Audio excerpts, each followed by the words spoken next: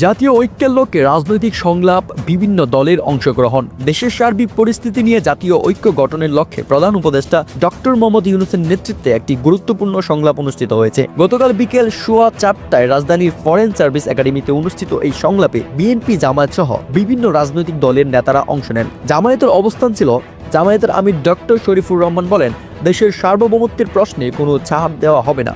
ষড়যন্ত্র মোকাবেলায় আমরা ঐক্যবদ্ধ। তিনি সরকারের যৌক্তিক সিদ্ধান্ত গ্রহণে সহযোগিতা করার প্রত্যয় ব্যক্ত করেন এবং আশা করেন দ্রুত ইতিবাচক ফলাফল আসবে।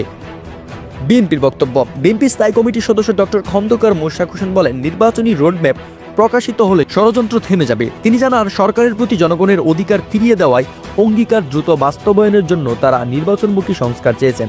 আইন উপদেষ্টার প্রতিক্রিয়া। অধ্যাপক আসিফ নজরুল বলেন, দেশের স্বার্থ সর্বোচ্চ।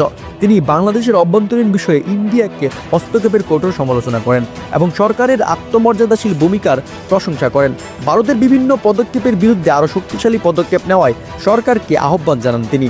অন্যান্য রাজনৈতিক দলের অংশগ্রহণ। সংলাপে আরও অংশ নেন বিভিন্ন দলের নেতারা, যেমন নাগরিক ঐক্যের সভাপতি মাহমুদুর রহমান মান্না, গণসহিংসতা আন্দোলনের প্রধান সমন্বয়ক জুনায়েদ সাকি, জাতীয় পার্টির মুস্তফা জামাল হায়দার ও গণ অধিকার পরিষদের সভাপতি নুরুল হক নূর।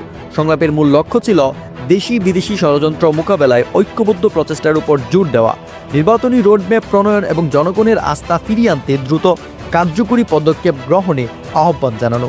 এই সংলাপে দেশের রাজনৈতিক অচল অবস্থা নিরসনে একটি গুরুত্বপূর্ণ পদক্ষেপ হিসেবে বিবেচিত হচ্ছে।